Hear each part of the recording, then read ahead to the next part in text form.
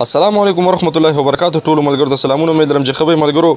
نننۍ ویډیو د هغه امیر صاحب د پاره د کوم چې په سیلاب کې یو سپی یو ځناور او د سپي نه هسې تاسو ته پته ده چې یاره ډېر خلک څوک یې په کاڼ ولي څوک څه کوي، خو یقینا د یو انسانیت یو داسې جذبه ژوندی کړې ده چې یاره د ټولو دپاره د یو فخر تحسین خبره ده چې یاره د په سیلاب کې را روان چې کوم سپی و چې هغه به مړ کېدو یا خامخا به مړ کېدو چې په سیلاب کې یو څیز ور روان شو یو جاندار څیز، که ځناور یو که انسان یې هر څه چې البته او د خپل ځان پروا نه ده کړې او د هغې باوجود د دغه سیند ته ور ټوپ کړي دي، دغه سیلاب دی چپو ته د ور ټوپ کړي دي او بیا چې کوم دی دغه سپی رانیولی دی.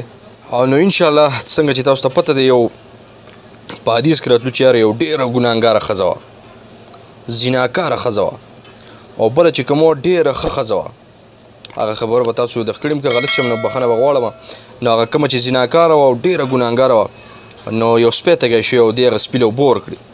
اوس په تاسو وایي چې یاره یو سپی سیلاب وړو ته پکې بل طرف ته لاړې، ناسې د یو ځناور یا د یو دغه ژوند چې ته بچ کړي نه الله تعالی تا باندې څومره احسانونه کوي.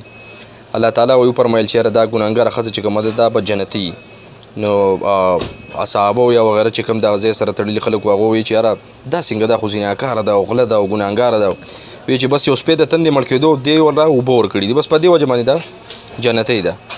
او بله ښځه چې کومه ډېره نیک عمله مونځونه او اودسونه دا به یې کول، خو مطلب دا دی میلمه به یې نه خوښ او داسې نور ښه کارونه به یې نه کول او د مانځه نه علاوه. الله تعالی وایي چې یاره دا به دوزخي وي. نو هسې دغه امیر صاحب پورې خبره ده، نو دغه د امیر صاحب دا خبره مې کوله چې یاره دغه امیر صاحب څومره ښه سړی دی، څومره یو زبردست کار یې کړی دی چې یاره د سیند د سیلاب په چپو باندې باوجود چې کوم دی خپل ژوند یې په مرګ باندې تړلی دی او دغه سیند ته ور ټوپ کړي او دا سپی بچ کړي. نو هسې سوچ مې دا کوو یاره د دپاره څومره د فخر خبره ده چې یاره د یو جاندار څیز او بیا چې کوم دی یو ځناور، نو الله تعالی به دله په دې باندې څومره نیکۍ ورکړي. کیدای شي چې څومره خیال مې دی چې دی په دې باندې الله جنت ته هم بوی شي، بالکل بوی شي.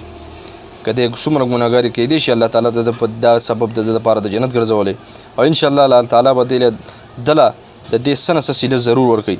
نو په دنیا کې داسې خلک هم شته چې یاره د یو انسان د یو ځناور د یو جانداره څیز ژوند بچ کوي، نو دا ډېره ښه خبره ده. ټولو ملګرو ته خواسته چې ستاسو وس رسي ستاسو دس رسي، نو یاره داسې چې ستاسو نه د لاس نه څومره ښه کار کیدای شي نو دا کوئ او دا ډېره ښه خبره ده. الله تعالی د دې اجر ضرور ورکوي، لیټ یې ورکوي خو ضرور یې ورکوي.